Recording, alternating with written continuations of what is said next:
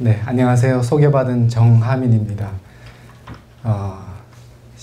2017년도 제가 장로의신학대학교 3학년, 학부 3학년 편입했을 때 목사님께서 제일 먼저 연락 오셔서 한번 말씀 나눠달라고 하셔서 제가 굉장히 감사하고 또 한편으로는 하나님이 이렇게 나를 쓰시는구나 하는 마음도 들어서 굉장히 저한테는 뜻깊었습니다. 그런데 또 이렇게 3년 후에 다시 이 자리에 서게 되니까 너무 감사하고 또 하나님께 영광 돌립니다.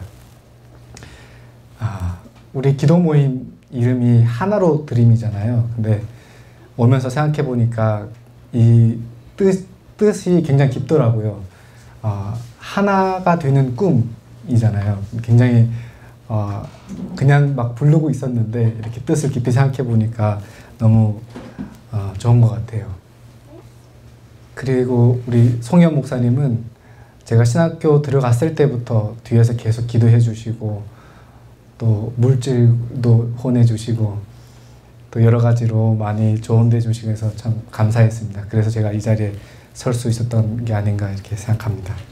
여러분들 중에 장기 두시는 분 계시나요? 장기나 바둑 친구 계시는데 장기를 두거나 바둑을 둘 때 초보와 고수의 차이가 있죠. 그거는 앞에 수를 내다볼 수 있는지. 저는 장기 둘 때 항상 앞에 것만 보거든요. 뭐 두세 수 이상은 생각을 못해요. 그런데 오늘 이 읽은 말씀 중에서 다른 부분도 다 좋지만 18절, 17절 여기에서 보면 하나님의 수는 바다의 모래와 같다. 우리를 향하신 하나님의 수가 바다와 모래 같대요. 그 수 중에서도 우리에게 하나님 그 수많은 하나님의 수 중에서도 우리에게 주시는 하나님의 수가 가장 좋은 수다.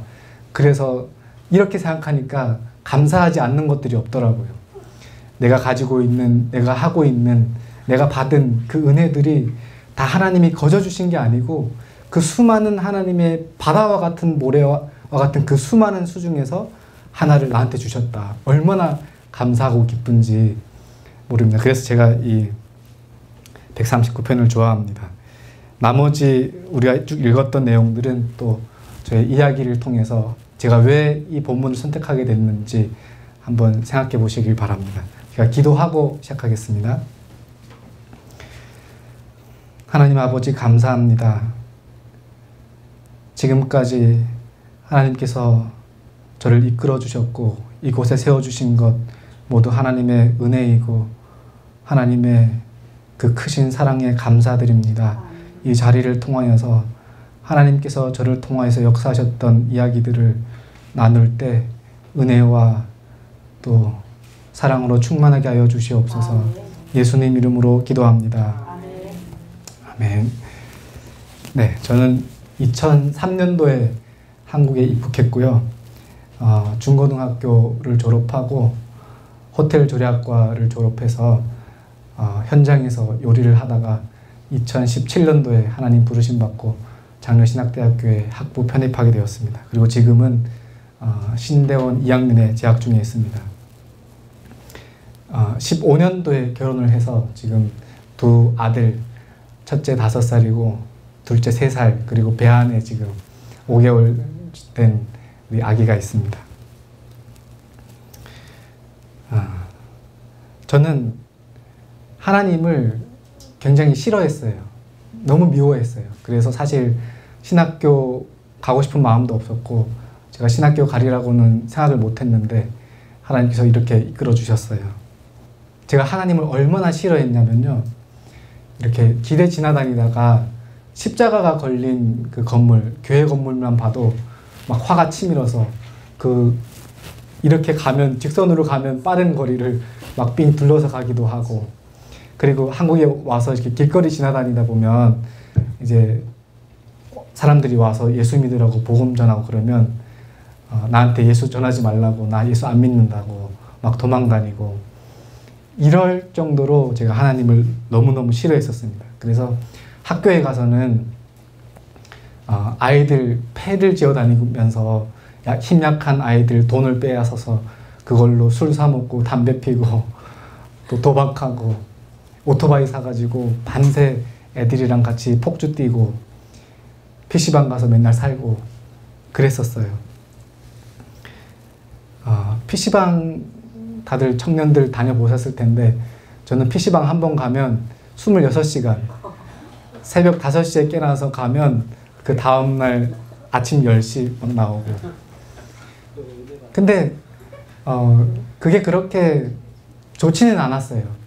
그 햇빛을, 그 깜깜한 PC방에 있다가 아침에 나와서 그 햇빛을 보면서 집으로 가는 그 마음이 너무 공허하고 더 고독스럽고, 그걸 잊기 위해서 그런 행동들을 했지만 오히려 그렇게 할수록 더 마음은 억압 속에 있고 자유를 누리지 못하고 그런 상태에 있었습니다. 그러다가 당시 뭐 학교는 그냥 잠자러 가는 곳이었고 맨날 가서 밤에는 놀고 낮에는 가서 학교에서 잠자고 그렇게 하다가 고등학교 2학년 때 퇴학을 당했어요. 선생님이 이제 더 이상 학교 나오지 말라고. 그래서 거기서 쫓겨나서 한 1년은 또 막 살았어요. 아주 실컷 놀았죠. 근데 살다 보니까, 한국에 있다 보니까 그래도 이 공장이라도 들어가서 일을 하려면 남한 사회는 고졸 정도는 해야 되더라고요. 그래서 그래도 나중에 또 자식 태어나고 그러면 아빠 중졸 뭐 고등학교 퇴학 이렇게 나오면 얼마나 창피해요. 그래서 고졸이라도 해야 되겠다 싶어서 이제 여기저기로 학교 이제 지원서를 넣었는데, 제가 퇴학당했던 학교가 전국에서 제일 꼴통들 다니는 학교였어요. 그러니까 거기에서 나오니까 받아주는 데가 없더라고요. 그래서 여기저기 막 이렇게 넣다가 결국 간 데가 여명학교라고, 그 여명에 있는 그 명동에 있는 탈북민 청소년 대안학교, 거기에 가게 되었어요. 저는 사실 그 탈북민들이 지내는 장소나 모임은 한국에서 한 10년 동안 살면서 잘 안 갔어요. 왜냐면 나는 빨리 이 남한 문화를 배우고 남한 말을 배우고 빨리 남한화가 돼야 되는데, 계속 그렇게 탈북민들끼리 다니면 내가 그 유익이 없는 것 같은 거예요. 그래서 그동안에는 탈북민들이랑 잘 안 섞이다가 어쩔 수 없이 간 곳이 여명학교인 거예요. 근데 가니까 그때 당시 그 생각은 굉장히 이렇게 북한에서 금방 오고 그러니까 얼마나 촌스러워요. 그러니까 이 촌스러운 것들이랑 같이 어울리기도 싫다 그러면서 막 그 학교에서도 일반 그 원래 학교 다닐 때랑 똑같이 이제 선생님 막 뭐라고 하면 선생님 멱살 잡고 막 싸우기도 하고, 그리고 항상 제일 이 교실 안에 있으면 제일 끝에 가서 이 교과서는 저한테 공부하는 책이 아니고 베개였어요. 그래서 그 교과서를 베고 잠만 자고 그렇게 생활을 했어요. 그때 저희 집사람을 거기서 만난 거예요. 저희 집사람은 굉장히 모범생이었어요. 전교생 중에서 성적도 제일 좋고, 근데 이제 어떻게 되다 보니까 계속 짝꿍이 되더라고요. 그러면 나는 맨날 자고 있고, 시험 볼 때도 저는 시험지 OMR 카드 주면 시험지 안 보고 OMR 카드만, 거기에다 이제 그날 기분에 따라서 뭐 하트도 그리고 일자로 쫙 그 한 번으로만 하고. 그러니까 집사람이 하도 옆에서 보다가 불쌍했나 봐요. 그래서 자기 툭툭 치면서 자기 시험지 보라고, 이거 쓰라고.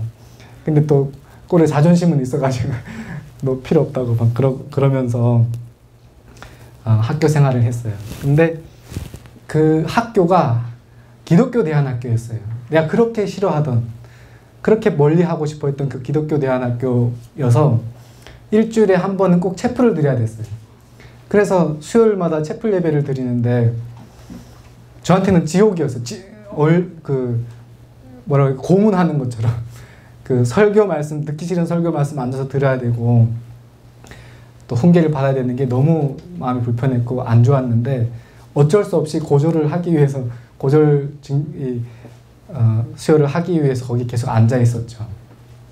근데 그때 제일 그래도 마음에 들었던 게 찬양하는 시간.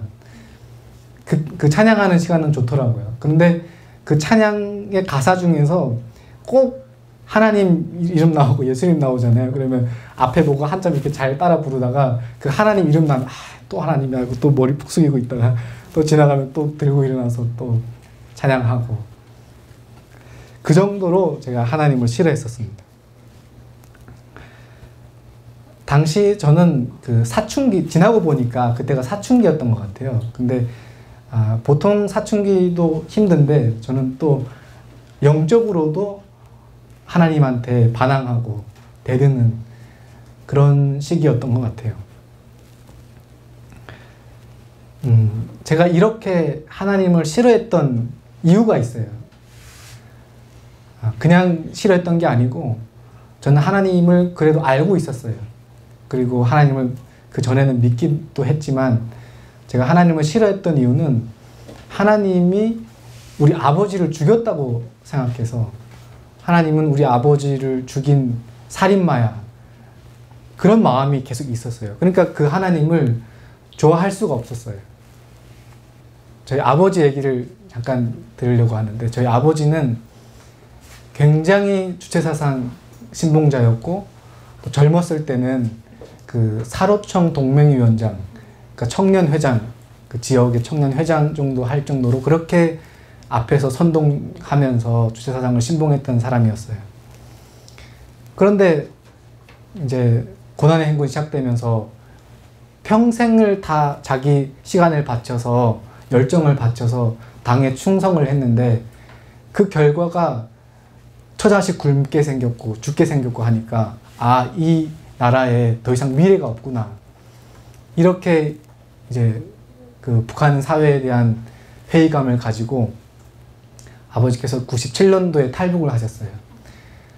이제 식량 구해서 오겠다고 집을 나가셨는데 한 1년 동안 기다렸는데도 소식이 없는 거예요, 어머니랑. 근데 그래서 이제 1998년도 제가 8살 되던 해에 아버지를 찾아서 두만강을 건너서 중국으로 탈북하게 되었어요.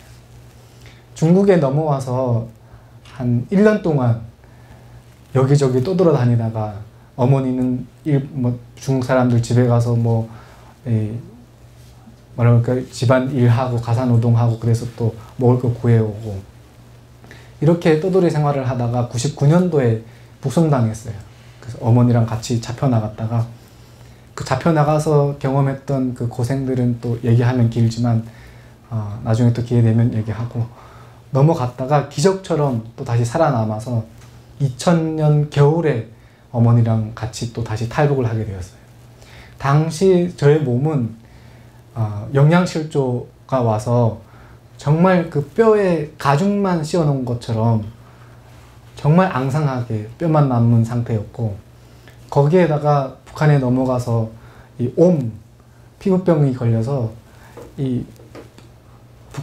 아마 사진을 봤을 거예요. 고아 북한의 꽃제비들 사진 보면 막 이 헌데 딱지들이 있는데 거기에 그 파란 약 발라져 있고, 제가 그런 상태였어요. 그래서 제가 잡혀 나갔을 때 그 관리자들이 쟤는 이제 얼마 못 산다, 쟤는 하루 이틀 남았으니까 쟤를 이제 빨리 죽기 전에 다른 데로 옮기자, 그걸 제가 들은 거예요. 저쪽 방에서 어른들이 얘기하는 거. 얼마나 그때 서럽던지, 내가 뭘 잘못했는데 이렇게 죽어야 되나, 이렇게 어린 나이에 죽어야 되나. 하여튼 그렇게 거의 죽기 직전까지 갔다가 다시 탈북을 해서, 또 탈북하는 과정에 4일 동안 눈 위에서 잤어요. 그 두만강 건너기 전에 막 그 안전한 곳을 피해서 다니다가 보니까 4일 동안을 눈 위에서 있다 보니까 살이 완전 동상에 걸려서 투명해졌어요. 그래서 막 진물 나오고, 영양실조에 피부병에 그 동상까지 걸려서 이제 언제 죽어도 얘는 이상하지 않은. 그래서 이제 그 중국의 한 작은 마을이었는데 거기에 병원으로 가는 길이었어요. 그래서 병원 가는 길을 이렇게 쭉 걸어가고 있는데 제 옆으로 그 당시 오토바이 택시, 세발 오토바이 택시가 있는데, 그 택시에다 사람을 태워서 이렇게 나르는 택시인데, 그 쌀런처라고 하죠. 그 쌀런처가 제 옆으로 지나가는 거예요. 뭐 그런가 보다 하고, 근데 뒤에서 멈추는 소리가 들려요. 그래서 왜 멈추지? 하고 이렇게 뒤를 돌아보니까 그 비포장도로라서 막 뿌연 먼지 때문에 잘 얼굴은 안 보였어요. 근데 어떤 한 남자가 그 살론초에서 뛰어내려서 저한테 달려오고 있더라고요.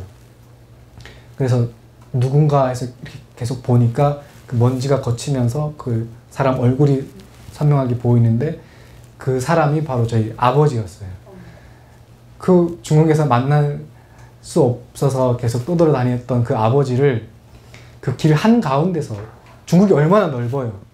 그런데 그 길 한가운데서 아버지를 만난 거예요. 근데 저는 솔직히 아버지에 대한 좀 서운한 마음이 있었어요. 왜 아버지가 나를 안 데려왔나? 왜 소식이 없냐? 이런 마음이, 불평하는 마음이 있었는데 나중에 알고 보니까 저희 아버지도 중국에 와서 돈을 벌어서 나가려고 열심히 일을 하고 공장 다니면서 일을 했는데 돈을 받지 못하고 계속 쫓겨다니다가 이제 한국 선교사님을 만난 거예요. 그래서 그 선교사님 밑에서 북한 사람들을 케어할 수 있는 선교사로 훈련 받으시고, 당시 성경 통독 100독에 뭐 기도 새벽 5시에 일어나서 밤 12시까지 그렇게 기도하고 성경 읽고, 사실 그 사진이랑 당시 생활했던 저희 아버지가 한국에, 당시 그 한국에다가 썼던 편지가 있더라고요. 제가 근래에 그걸 알게 돼서 아, 이런 편지도 있었구나 하고 봤는데 거기에 보면 일정이 딱 나와 있더라고요. 그렇게 1년 동안 훈련을 받으시고 서안이라는 곳에서 거기 훈련 받고 이제 선교사로 파송돼서 연변 지역에 나온 거예요. 거기 나와서 이제 탈북민들을 모집하기 위해서, 제자 양육하기 위해서 그렇게 탈북민들을 찾아 다니는 길에 저를 만난 거예요. 그래서 당시 이제 거기서 아버지와 같이 저는 그 아버지가 사역하시는 서안으로 가게 됐어요. 거기에서 제가 처음으로, 그때가 2000년 봄이었으니까 11살 때였네요. 처음 그 서안에 가서 거기에서 남한 그 선교사님 통해서 복음을 듣고 예수님을 알게 되었어요. 그 서안에서 지낼 때 당시 제 몸이 굉장히 안 좋았다고 했잖아요. 근데 거기 한 권사님 할머니가 계셨어요. 그 선교사님 어머니 되시는 분인데, 저는 이제 어려서 그 일반 사역자들, 어른들 있는 데는 못 가고 이제 선교사님 댁에서 지내면서 그 자녀분들이랑 같이 지내게 됐는데, 거기 그 권사님 할머니께서 저의 그 진물 나는 그 온 몸에다가 이제 이 연고를 듬뿍 발라가지고 막 비벼서 저를 막 이렇게 쓰다듬어 주는 거예요. 근데 당시 그 전까지 어떤 사람도 제 옆으로 안 왔어요. 북한에 잡혀갔을 때. 왜냐면 만지면 옮으니까. 그래서 늘 이 거리를 유지하고 저는 살았어야 됐어요. 그런데 그 할머니는 예수님을 믿는다는 거 하나밖에 없는데 그것 때문에 저한테 자기가 옮을 거 알면서도 저를 막 만져주시는 거예요. 그 따뜻한 손길, 그 포근한 그 느낌이 지금도 잊혀지지가 않아요. 사실 그것 때문에 저는 하나님을 믿게 됐어요. 그 할머니가 그렇게 하면서 이거는 내가 너에게 하는 것이 아니고 하나님께서 나한테 그런 감동을 주셔서 내가 이렇게 할 수 있는 거다. 이렇게 얘기를 하더라고요. 그래서 이 할머니가 얘기하는 하나님이 뭐지? 궁금하게 됐고, 그래서 거기서 저도 이제 성경을 보면서, 당시 저는 한글을 잘 몰랐어요. 제 이름을 거의 뭐 이렇게 그리는 정도였는데 성경을 읽고 싶은데 읽을 수가 없어서 그 만화로 된 성경책이 있었어요. 1권부터 12권까지 있는데 그걸 그림으로 막 보고 하루에 성경을 5장씩 막 쓰고 그러다가 이제 한글을 배우고 그 성경 쓰면서 이제 한글을 배웠죠. 어른들이 당시 이제 저희 아버지도 그렇고 어른 사역장에 계시는 분들이 저희 선교사님 댁에 와서 예배를 인도하셨어요. 그때마다 삼촌들이 와서 너 나중에 크면 뭐가 되겠냐 그러면 늘 외쳤던 게 나도 이제 목사님 될 거다. 이렇게 중국에서 고생하는 우리 동포들을 돌보는 사람이 되고 싶다. 이렇게 노래처럼 부르고 다니니까 아마 어른들이 좀 귀여웠나 봐요. 맨날 올 때마다 막 장난식으로 물어보고 그러면 또 노래처럼 저도 그렇게 외우고 다니고. 제가 아버지를 사랑하는 것만큼 하나님은 저의 또 다른 아버지였어요. 그 성경 내용 보니까 얼마나 좋은 것들이 많아요. 그 성경 보니까 하나님이 다 세상을 만드시고 하나님이 나도 만들고 북한도 만들고 전 세계가 다 하나님이 왕으로 다스리는데 내가 이제 하나님을 믿게 되면 더 이상 나한테 고난이 없겠구나. 아무리 김정일 원수님이 강하다고 해도 하나님보다는 약하겠지. 그리고 중국에 있는 공안들이 아무리 두렵다고 해도 하나님이면 나를 다 보호해 주실 거야. 이제 더 이상 나는 안 잡혀 나가도 되고 고생 안 해도 돼 하는 그런 믿음이 있었어요. 얼마나 11살짜리한테는 엄청 큰 믿음이잖아요. 그래서 그런 믿음을 가지고 1년 정도 생활을 하고 있었어요. 그러다가 2001년도에 하루는 어떤 그 어른이 문을 두드리면서 다급하게 찾아왔어요. 그래서 빨리 여기서 도망가래요. 무슨 일인가 싶어서 그랬더니 너의 아버지부터 시작해서 요 서안에서 훈련받고 있던 70여 명의 탈북민들이 지금 한꺼번에 중국 공안들한테 체포당했으니까 너도 여기 있으면 위험하니까 빨리 도망가라. 그러고 그 어른은 사라졌어요. 당시에 이제 서안에 갈 때 저희 위로 이렇게 3살 터울 누나가 있었어요. 저 친누나도 같이 있었는데 그 누나랑 둘이서 남게 됐고 그 누나 손을 잡고 이제 그 공간을 빨리 빠져나왔죠. 그래서 이제 그 서안 지역에서부터 다시 연변으로 나오려고 당시 저희 어머니는 연변에 계셨거든요. 그래서 어머니가 계시는 연변으로 나오려고 기차역으로 달려갔어요. 그래서 기차역에서 기차를 타고 연변으로 나오는 과정에 장춘이라는 역이 있는데 거기에서 경유를 하게 되었어요. 아마 제 기억에 3박 4일 동안 연변으로 나오는 거리였던 것 같아요. 그러니까 기니까 도중에 한번 경유를 했어야 되는데 거기에서 이제 장춘 그 광장을 지나고 있는데 정말 수많은 사람들이 모여서 뭔가를 구경하더라고요. 웅성웅성거리면서. 그래서 무슨 일인가 싶어서 가까이 가 보았어요. 그런데 그 사람들 가운데는 수십 명의 탈북민들이 한 줄로 양쪽에 수갑이 채워져 있었고 또 양쪽에선 중국 공안들이 팔짱을 끼고 일렬로 걸어가고 있었어요. 근데 그 사이에서 저희 아버지를 발견하는 건 그리 어려운 게 아니었어요. 아, 저기 우리 아버지 있구나. 근데 제가 할 수 있는 건 아무것도 없었어요. 정말 막 기적 영화에서처럼 막 날아가서 막 건져내고 싶은데 당시 제가 할 수 있는 건 아무것도 없었어요. 그냥 울면서 그 아버지의 뒷모습을 그냥 울면서 걸어가고 있었어요. 소리내서 울지도 못하고, 왜냐면 울면 또 공안들이 보면 체포당할까봐 소리도 못 내고 울면서 걸어가고 있는데 그때 저희 아버지가 갑자기 이렇게 뒤를 돌아봤어요. 네, 아버지와 저가 눈이 마주쳤고 그 눈빛이 사실은 지금까지 저를 이끌어 오셨던 것 같아요. 지금도 그 눈빛을 잊을 수가 없어요. 어떻게 저런 얼굴, 저런 표정, 저런 눈빛을 하고 있을까? 제가 11살이었지만 그렇게 하나님을 믿다가 북한으로 잡혀나가면 거의 죽는다는 거는 알고 있었어요. 거기에다가 하나님만 믿은 게 아니고 또 남한 사람들을 만나서 내통하고 같이 살았다. 이거는 그냥 죽는 거거든요. 이런 사람들은 사실 총알에 맞아 죽는 게 축복이에요. 정말 지독하게 고문하다가 죽이거든요. 제가 그걸 알고 있었어요. 그런데 저보다 아버지가 그걸 더 잘 아셨을 거예요. 그런데 그 눈빛은 죽으러 가는 사람의 눈빛이 아니었어요. 얼마나 편안해 보이고 얼마나 밝고 얼마나 그 얼굴에 어떤 근심이나 두려움이나 공포나 어떤 어둠이 없고 정말 그 편안한 모습으로 저를 바라보셨어요. 그러면서 저를 오히려 위로하셨어요. 아버지는 괜찮다. 너는 이제 잘 살아남아서 공부도 열심히 하고 좋은 사람이 되라. 이렇게 눈빛으로 저한테 말을 거셨어요. 그 짧은 순간이지만 정말 많은 감정들을 아버지와 함께 나눴어요. 그렇게 저희 아버지는 북한으로 북송당했고 그 과정에 어떤 기적도 일어나지 않았어요. 제가 믿었던, 제가 보았던 성경에 기록된 그 기적 이야기들, 하나님의 능력, 그런 거 하나도 없었어요.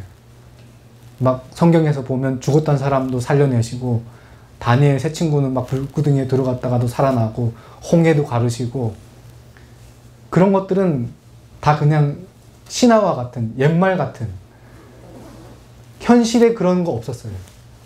그래서 나는 하나님 안 믿겠다. 하나님 없는 것 같, 있어도 안 믿고 없을 것 같다. 그때부터는 이제 하나님 안 믿기로 작정하고, 이 세상에 믿을 거 하나도 없다. 사람도 못 믿고 맨날 사람들은 우리 신고하고 잡혀나가게 하고, 하나님 믿었더니 하나님은 도와주시지도 않고, 더 이상 나는 믿을 사람 없다. 믿을 존재가 없다. 나는 오로지 나만 믿고 살아야 되겠다. 그렇게 생각하고 한국에 왔어요. 한국에 와서 한 얼마 안 지났을 때 저희 아버지와 함께 선교 활동하셨던 동료분이 저희 집을 방문하셨어요. 방문해서 저희 아버지의 마지막 소식을 알려주셨어요. 저희 아버지는 그 장춘역을 지나서 중국 도문변방 도문 지역을 통과해서 북한에 있는 온성군 보위부, 여기로 얘기하면 국정원 같은 조사하는 곳인데 거기로 이송당했어요. 그리고 수십 명이, 한 70여 명의 탈북민들이 그 온성군 보위부 마당, 모래마당에 다 무릎을 꿇고 머리를 땅에 박고 있었대요. 그런데 그때 한 사람이, 정말 고위급 간부 같은 사람이 앞에 나와서 딱 한마디 했대요. 여기에서 하나님 믿는 사람 일어서라고. 순간 아무도 움직이지도 않고, 그런데 그때 한 남자가 일어섰대요.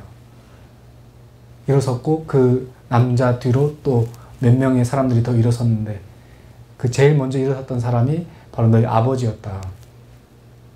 그때 일어났던 사람들은 당시 둘러싸고 있던 군인들이 끌고 어디론가 갔다.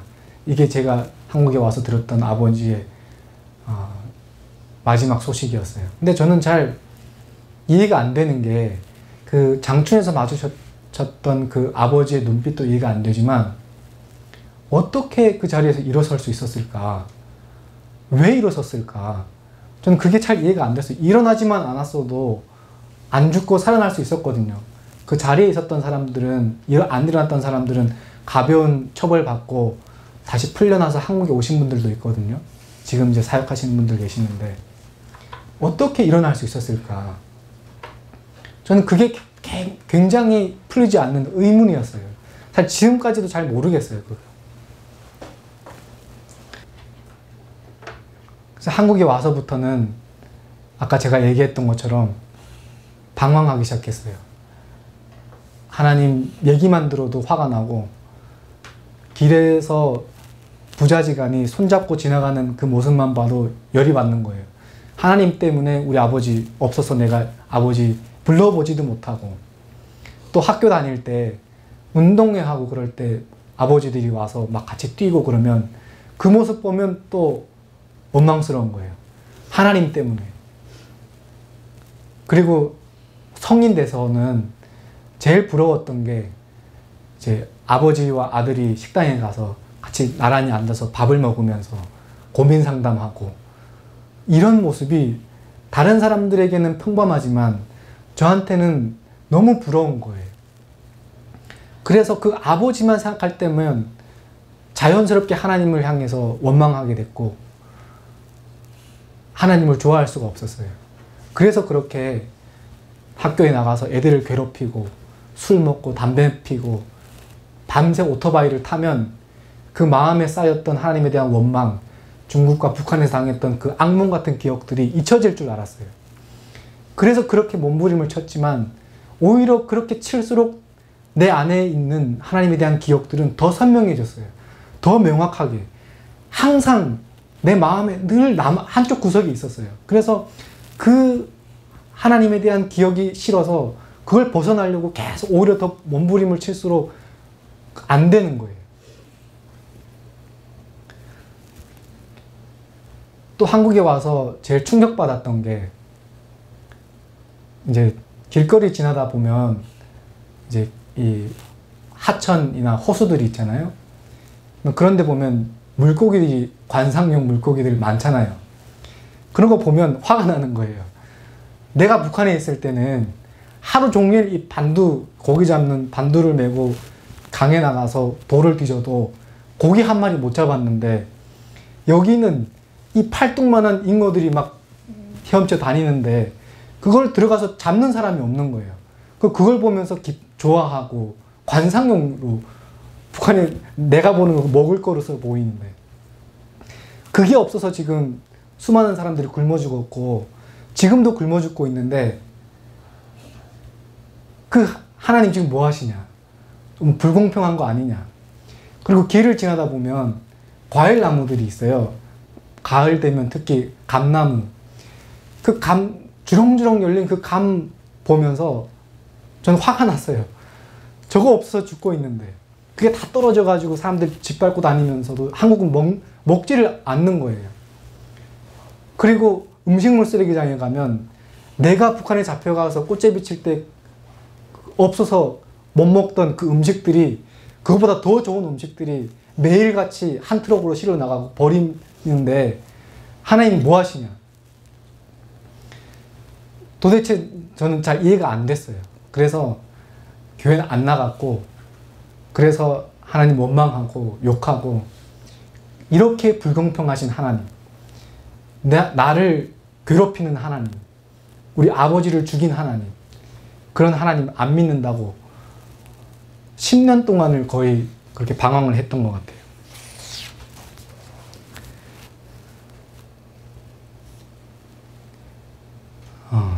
제가 하도 이렇게 하나님에 대해서 완강하니까 하나님에 대해 눈도 닫고 귀도 닫고 마음도 다 닫아버리니까 하나님께서 나중에는 꿈으로 찾아오셨어요. 제일 마지막에 쓸 수 있는 방법인 것 같아요. 우리가 어린아이들한테 교회에서 이렇게 성경 가르칠 때 말로 하면 못 알아들으니까 그림 보여주잖아요. 그림으로 보여주는 것처럼 하나님께서 여기 와서 한국에서 수도 없이 그동안 뒤돌아보니까 하나님이 저와 함께 하시지 않은 적이 없더라고요.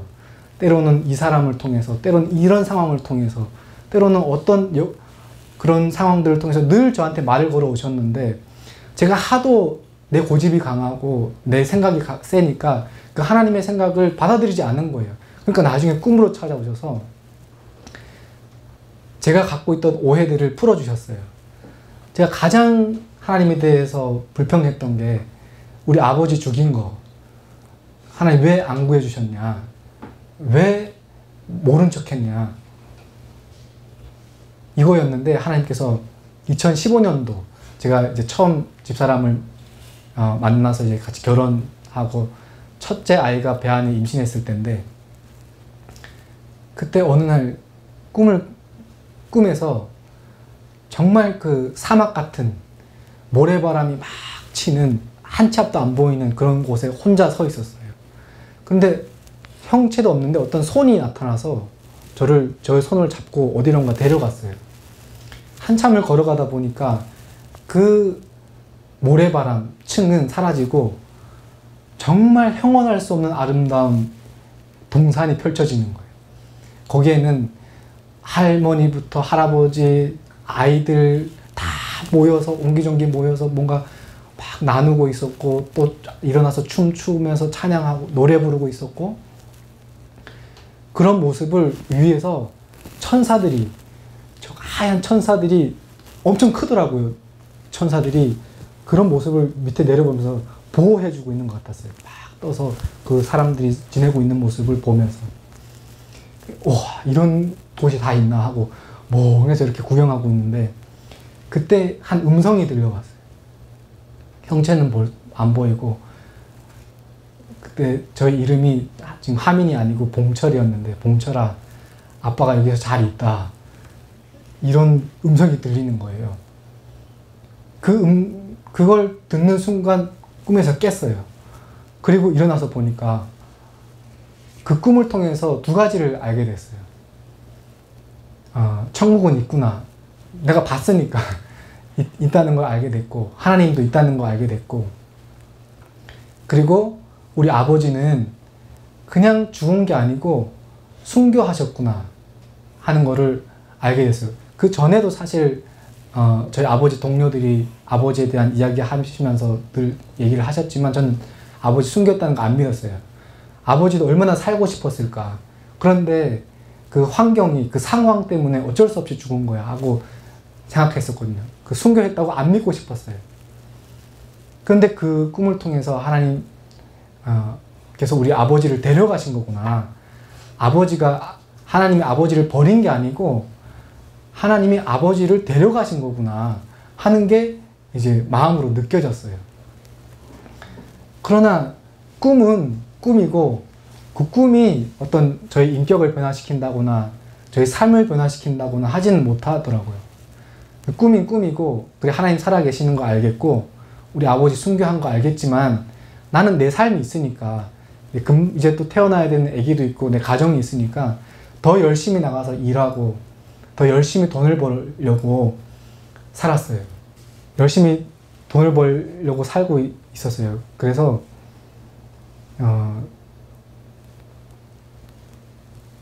근데 그 꿈을 이유로 하는 일마다 안 되는 거예요. 저는 호텔 조리학과 나왔고 제가 이력서를 넣으면 제가 골라서 갔어요. 사장들이 나를 고르는 게 아니고 내가 가고 싶은 곳을 골라서 갔어요. 그리고 또 저는 요리가 천직이라고 생각했어요. 재밌고 흥미도 있었고 또 소질도 있었고 그래서 사람들이 너 유망 있다. 그래서 한국의 국제대회도 나갔었고 그리고 뭐 수상도 하고 또 여러 가지 자격증도 따고 뭐 수여도 하고 그랬는데 그러다 보니까 저는 당시 그래도 꿈이 뭐냐면 내가 요리를 통해서 통일을 준비해 보겠다.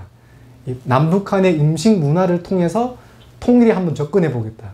왜냐면 사람들 만나면 공감대가 없으니까 남북한 사람들 만나면 대화를 못 하더라고요. 그래서 같이 공감할 수 있는 게 먹는 거구나. 그래서 이 먹는 거를 통해서 다가가야 되겠다 해서 이제 준비를 하고 있었는데 얼마나 좋은 꿈이에요. 하나님은 안 이루어졌지만 내가 한번 해보겠다. 그렇게 열심히 살았는데 그 꿈을 꾼 이후로 다 막히는 거예요. 잘 다니고 있던 직장에서도 잘리고 그리고 그때 또 우리 남한 청년들이랑 같이 프로젝트로 내가 요리를 맡고 남북한 음식을 조금 퓨전을 시켜서 남한식으로 좀 바꿔서 음식점을 차리려고 연세대 앞에 그 그때 권리금 이렇게 보증금을 5천만 원을 낸 상태였어요. 그래서 딱 의미가 있게 8월 15일 날 우리가 개업을 하자 해서 나는 주방 맡고 너네는 이제 마케팅 맡아라 서비스 해라. 그래서 이제 주방 세팅을 다 하고 하는데 그것도 물거품 순식간에. 그리고 더 신기한 거는 저는 요리를 즐거워했거든요. 근데 어느 순간부터 요리를 생각하면 그 주방에서 내가 음식하고 있는 그 모습을 상상하면 역겨워요. 하기도 싫고 또 이력서를 넣어도 안 받아주고. 근데 집에서는 지금 첫째가 그때 태어나서 7개월 되고 막 집사람 내가 가정이 있는데 이 아내와 자식은 나만 보고 있는데 가만히 있을 수가 없잖아요. 그런데 하고 싶은 것도 없고 할 수 있는 것도 없고 그래서 정말 몇 달 동안은 작은 방에 틀어박혀서 시체처럼 아무것도 못하고 있었어요. 근데 그때 한 목사님이 연락이 온 거예요. 근데 전 평소에 목사님들이랑 연락하고 지낸 사람이 아니거든요. 근데 다른 때 같았으면 전화도 안 받았을 텐데 왠지 그 전화를 받고 싶더라고요. 그래서 받아보니까 제가 아는 목사님인데 고기를 사주겠다는 거예요. 그래서 당시 이제 돈도 다 떨어져서 일도 못했으니까 한동안 그리고 또 집사람도 이참에 데려가서 고기 한번 먹이자 하고 이제 그 7개월 된 아들과 우리 아내의 손을 잡고 그 목사님 만나러 갔어요. 가서 이제 고기를 얻어 먹다가 얘기하다 보니까 이 목사님이 그 교회를 개척한 거예요. 근데 그 목사님도 몰라요. 내가 뭐 그 동네 사는지. 근데 알고 보니까 내가 또 그 동네 사는 거예요. 근데 서로 모르고 만났는데 내가 지금 개척해갖고 근데 보니까 그 우리 옆 동네인데. 근데 그때가 마침 또 수요일이에요. 근데 개척했다는 거 아니까 개척이 힘들다는 거 알고 있으니까 힘든데 고기 이렇게 괜히 온 거 아닌가 막 부담도 되고 또 나만 온 것도 아니고 처자식 다 데려와서 먹였는데 그냥 갈 수도 없고 또 예배하러 간다고 하는데 그냥 빠질 수가 없어서 그날 가서 예배를 드렸어요. 근데 마침 또 그날 예배에 가서 은혜를 받은 거예요. 받지 말아야 되는 은혜를 받아요. 그래서 이제 목사님 만나서 이제 얘기를 했어요. 목사님, 내가 지금 이런 상태다. 나 도대체 뭘 잘못했는지 무슨 상황인지 잘 모르겠다.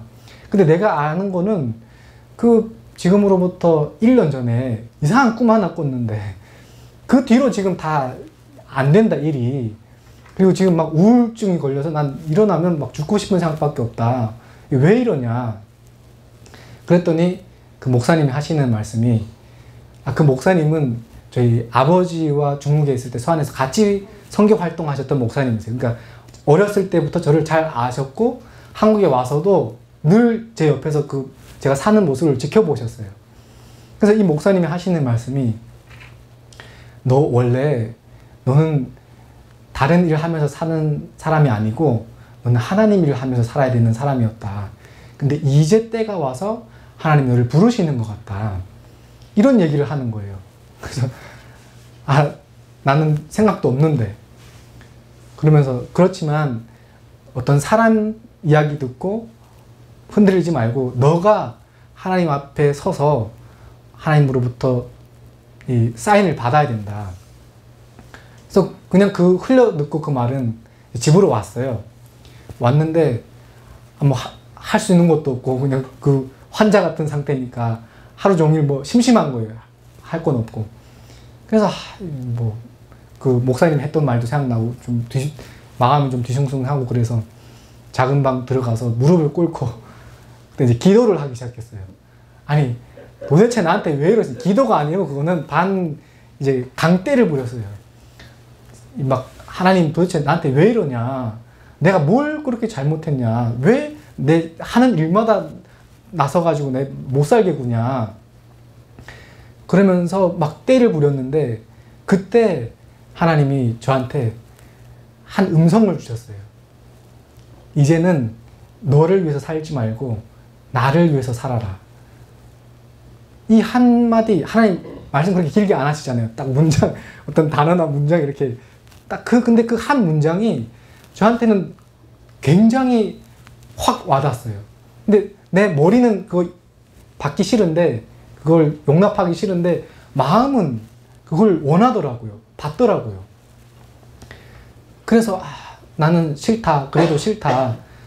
하나님 또 우리 아버지처럼 나를 그렇게 죽이려고 하는 거 아니냐. 전 늘 그 두려움이 있었거든요. 하나님 일을 하면 죽을 것 같은 그 두려움. 다른 사람 알아봐라. 난 안 한다. 그러면서 한 3개월 동안을 그렇게 엎치락 거리면서 하나님과 씨름을 했던 것 같아요.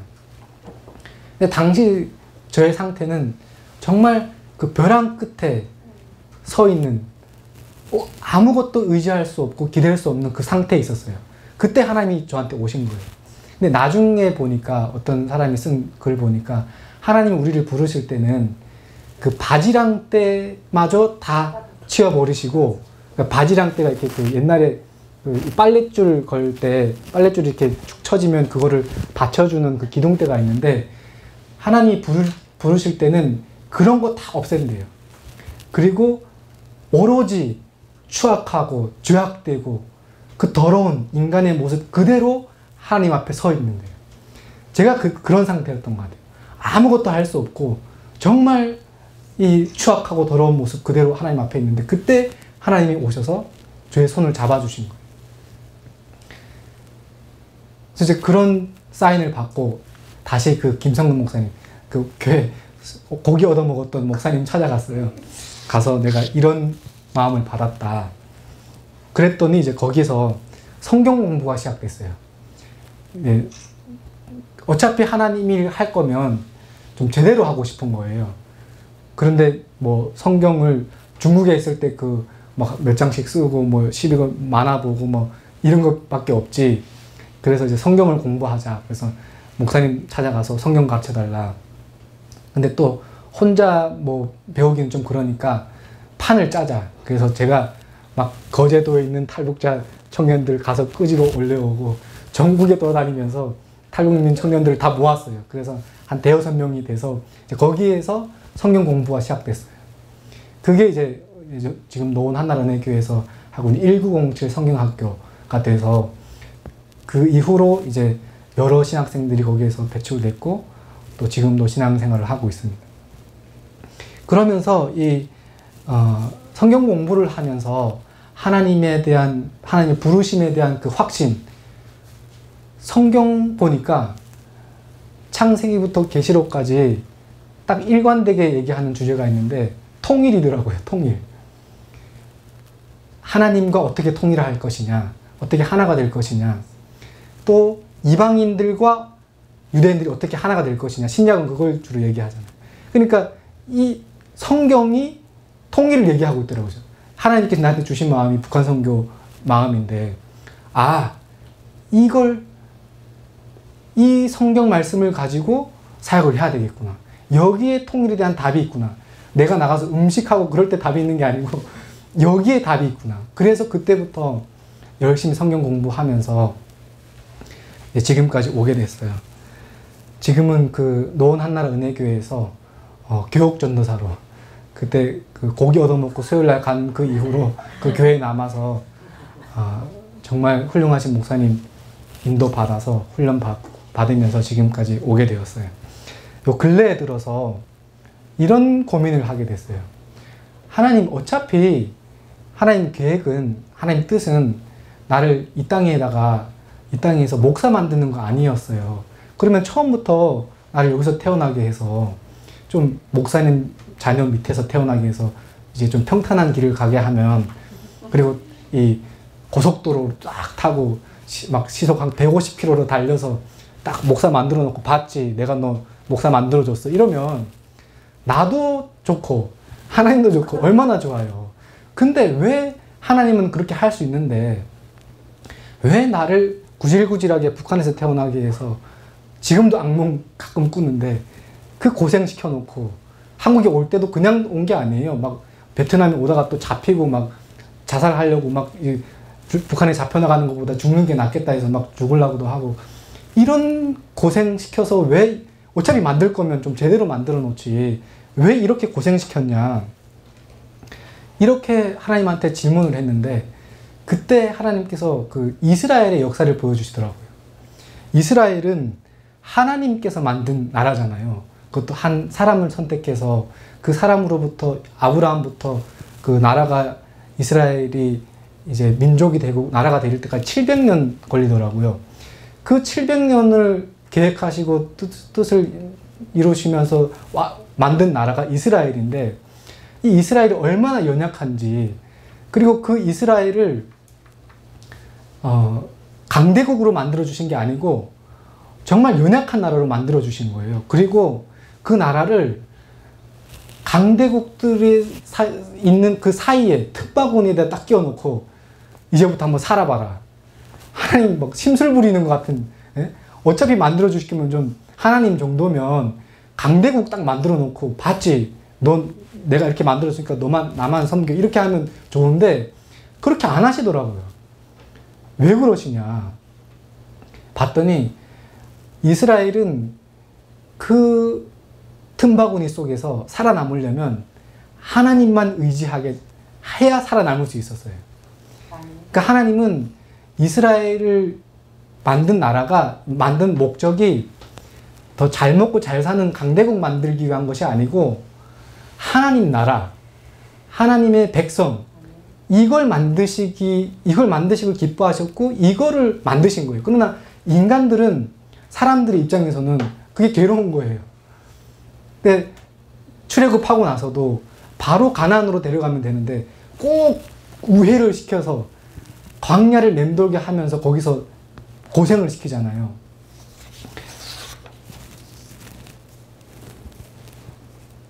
그래서 하나님은 나를 그냥 목사 하나 만들려고 하는 게 아니고 하나님이 원하시는 거는 관계구나. 이스라엘 백성들은 그 신의 산, 가나안이 아니고 그 신의 산에서 이스라엘 백성들은 하나님의 백성이 되고 하나님은 그들의 하나님이 되는 거. 하나님은 이게 목적이지 사실 강대국 되는 건 그냥 덤으로 주시는 거잖아요. 그래서 하나님이 나를 이렇게 뺑뺑이 돌리면서 고생을 시켰구나. 하나님은 관계를 중요시 하시는구나. 근데 왜 관계를 중요시 하실까? 왜 하나님은 관계를 그렇게 중요시 하실까? 고민해 봤더니 하나님은 그 관계를 통해서 일을 하시려고 하는 거예요.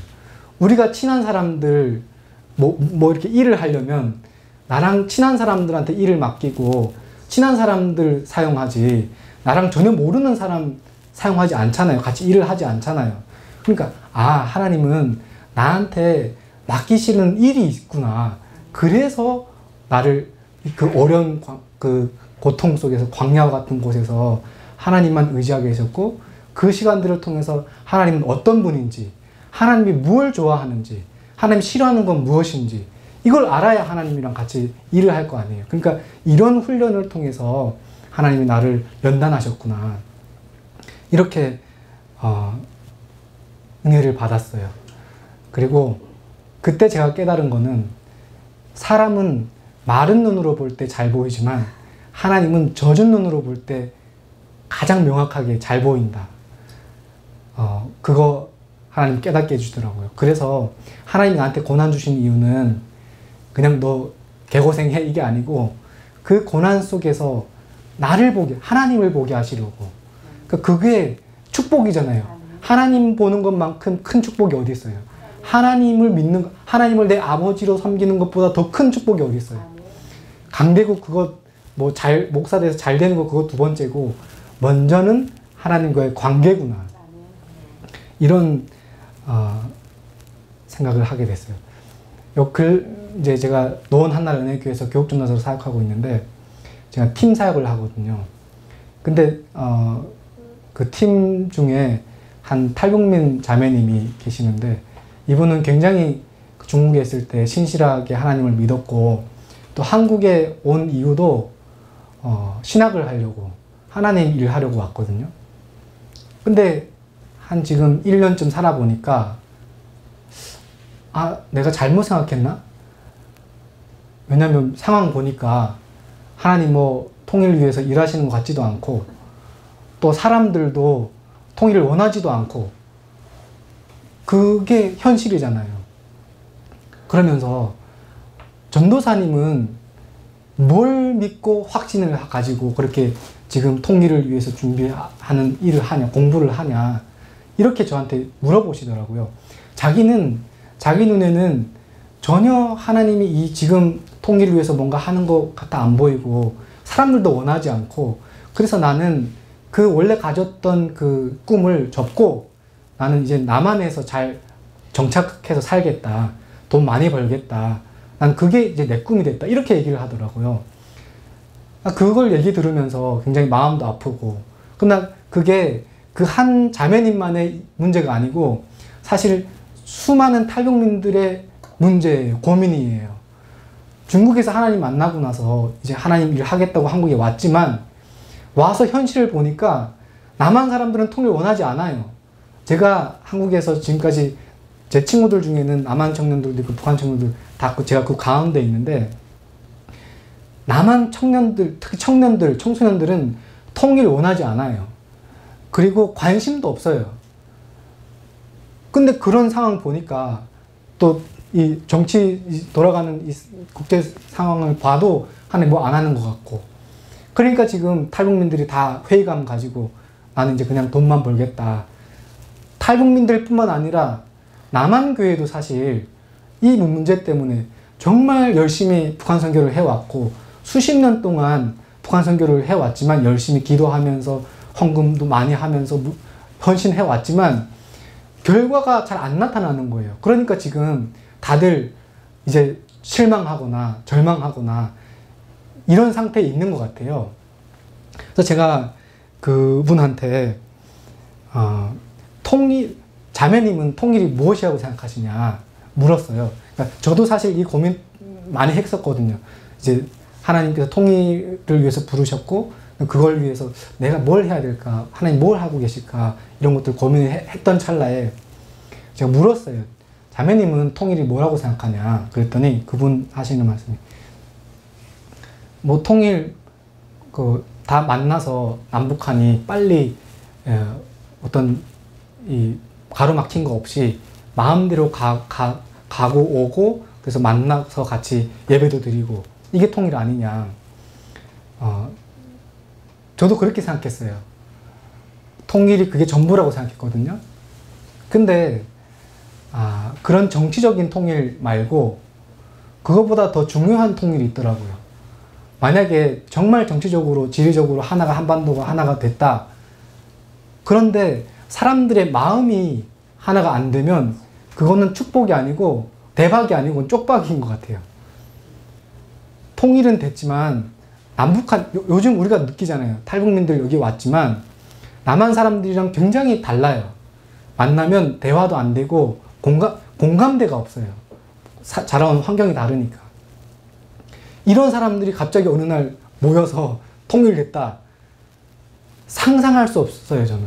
정치, 경제, 문화, 사회 전반적으로 걷잡을 수 없는 혼란이 일어날 것 같아요. 그러면서도 우리는 빨리 하나님 통일시켜달라고 수십 년 동안 그렇게 기도해 왔잖아요. 그래서 안 되는 거구나. 통일 이거 안 되겠구나. 그때 제가 느꼈어요. 그런데 교회에 들어와 보니까 우리는 지금 제가 맡은 팀은 한 10명 정도 되는데 한 5명은 남한 분들이고 5명은 탈북민들이거든요. 근데 이분들은 만나면 헤어지질 않아요. 만나면 우리가 팀 모임 시간이 정해져 있는데 그 팀 시간을 지켜본 적이 없어요. 항상 늦게 끝나가지고 막 눈치 보고 그러는데 뭘까? 세상에 있을 때는 그렇게 어색해하고 낯설어하고 안 만나고 싶고 대화도 안 되는데 뭐가 다를까? 교회는 성경이 있잖아요. 성경. 그 10명이 쭉 둘러앉아서 가운데 성경 하나 놓고 뭐 인도한다는 거 없어요. 그냥 하나님 은혜 한번 나눠. 교회구나. 교회가 통일을 준비할 수 있는 학교구나. 그리고 그 학교의 교과서는 성경책이구나. 이런 확신을 가지고 저는 지금 말씀으로 그거밖에 답이 없는 것 같아요. 말씀으로 하나님 말씀을 공부하면서 통일이 되면 저 북한 땅에 가서 말씀 전하고 교회 건축하고 그 전에는 이 땅에 와 있는 3만 4천 명 정도 되는 우리 탈북민들 하나님께로 인도하고 그리고 교회를 통해서 먼저 정서적인 통일을 연습하고 훈련하고 이거 내가 해야 되겠구나. 이걸 위해서 하나님이 나를 부르셨구나. 이거를 확신하게 되었어요. 그러면서 지금까지 오게 됐고 이 모든 하루하루 사실 신학교 들어갈 때 제일 고민했던 게 경제적인 건데 어떻게 이걸 내가 가장이고 집에 처자식들인데 어떻게 가정 유지하냐. 그런데 정말 매 순간순간마다 하나님 기적같이 정말 신음에도 응답하시는 그 하나님. 그 하나님을 경험하면서 오는 이 여정이 얼마나 행복하고 얼마나 뿌듯하고 얼마나 가치 있고 소중한지 모르겠어요. 그래서 우리 같이 이 통일, 남북한의 통일, 하나로 드림 이거를 북한 사람들만 하는 것이 아니고 남북한 사람들이 같이 해야 되더라고요. 그래서 같이 통일될 때까지 우리가 같이 기도하면서 말씀 안에서 하나가 돼서 같이 그렇게 갔으면 좋겠습니다. 네, 감사합니다.